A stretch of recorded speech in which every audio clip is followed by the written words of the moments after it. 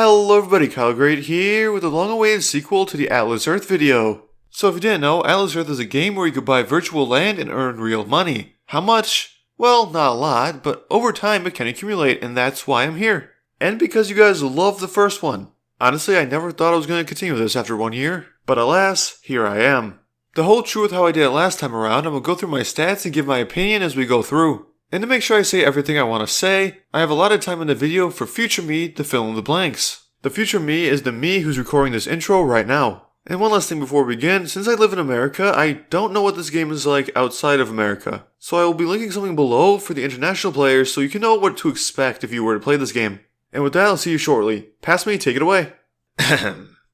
Anyway, so as you see here, this is much of what you saw last year, mostly because this is the same data. But once I get a little further, don't look at that. This red line is the start of the new year. The 9th is when I started buying land again because the first episode of this was posted on the 8th of last year. I told myself I wasn't going to buy anything until that video was released, and I did. And moving on, you can slow it down if you want to see this. But as you see, I kept going on. I don't know why that's highlighted. No idea. I don't even know what that stands for if I'm being honest. But right here, this black line indicates a month I bought nothing. Because I was going on a trip with my father in the next month, so I decided just to save up. And I bought 4 passports, which is a lot, so yeah, got pretty lucky at the end, getting some epics and some legendaries. And as you see, comparing my actual to the expected, I got a lot of common that I shouldn't have. I think you're supposed to get 50% common, and I got 60%, which is a lot. But luckily, I got 4 more legendary, which is the worth of 4 commons, which is really good. This stuff is all luck based, but my per sec is almost as expected. And if you wanted to know how productive I was this year compared to last, I spent the same amount of Atlas bucks. So I bought 74 last year pieces of land, and only 54 this year. But I only bought 1 passport last year, but I bought 20. No, I bought 11 this year. But if you're wondering how that happened, well, let's just say I had a productive December. Anyway, with that, to tell you how I got these Atlas bucks and the most efficient way I found to do it, I'm gonna pass the mic out to future me. Anyway, take it away. Will do. And nice segue. Thank you, future me. Now don't mess this up. I'm counting on you. You and me both. Anyway, I'll just be kicking back here waiting for you to get done. Okay, I'll call you when I'm ready for you. So to cut straight to the chase, the way I earned most of my Atlas bucks is probably through ads or reinvestment. And the fact that I spent the same amount of Atlas bucks last year when I made so much more this year to reinvest is just a testament of how many ads I watched my first year doing this. But the same as last year, there are many ways of earning Atlas bucks I did not do. I never linked a credit card, I didn't do any surveys, and I never booked using Atlas Earth. I have played some games right when the Atlas Arcade just came out, but I really don't have time to play games, especially ones I don't have investment in already. But of those, the best one is obviously the gaming one since it's the most accessible to everybody, and you could definitely make a decent amount of Atlas bucks if you have the time to do so. Other than these, you got your daily things like your daily sign-in, your challenges, the wheel, which I actually did spin a 50 on once, and the mini-games, which unless you have a lot of Atlas bucks, they're not worth your time. Unless you're doing like 1 or 2 for the challenges. But yeah, I probably played down the daily a bit because you can earn a lot through just signing in daily for 90 days. But in short, if you want to make money through this, it has to be sort of an investment of your time. Anyway, I think that's enough for me. So back to you recording, Kyle. Kyle, you there? This Wake up! Oh, we're not done yet.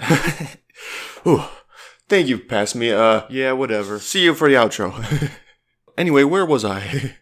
Oh yes, the graphs. We all love those. So, as you see here, these are the year 1 graphs that you all know and love. I'm pretty sure these are exactly the same as they were.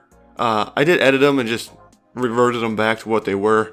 And these are year 2 graphs. I don't know why this is messing up. It shouldn't be, because if I actually changed the type of graph it is, it works perfectly fine. It's just, for some reason, this one's not working. Now it's all messed up. And as you see, I did have a productive second half of the year. Don't know how my September was so bad. I guess I decided not to watch as many ads. I can easily keep up this pace now if I wanted to, and probably easily can make $12 a month, which I'm going to reinvest. This doesn't show much more, but it does show a good correlation because it says 1.42x, and that's just the slant line in the correlation, compared to the 1.41, so it's pretty good. And though this graph from year 1 doesn't really look all too good because it starts so high and it really does nothing for this half of the graph, this one shows a lot. not that one. This one shows a lot more just because you see where I started at like about 3.5 days to get $1 at the 80-20, 80 ads, 80% ads on, 20% ads off. And it went down to almost $1 every 2 days, which is actually pretty good. This is when I got the next tier in the passports. It's really good. And these are the total graphs. As you see, it's sort of like a triangle. I mean, sort of. I started off a bit slow, and it makes sense. And as you see, this is the total money I accumulated per month. I mean, my worst month this year is still better than my best month last year. I don't know how I did so good in August, but hey, still did better in September. This is just more of the same. It doesn't look like much is happening past 75, but you know, it's going down. And this is the trajectory line again, with all the points. I'm not sure how it's 1.32 here, and 1.4 here, and 1.4 here, but you know, we move. This one just covers how much I made, or I'm gonna make. I think the last point says that it's $170 with my 120 pieces of land, which is pretty good, honestly. Anyway, yes, onto expectations. So I live in America, so for other expectations, I think I already mentioned this in the intro, or I hope future me did. I'll be linking something for other countries, because I live in America, so I really don't know what it's like in other places. But here's what to expect if you live in America. I put these numbers together. This is what I did last year, without the knowledge that the 50 times boost that happens about once a month keeps going indefinitely. You'll still have the 50 even if you hit like 2,000, which is really good. And this doesn't look right.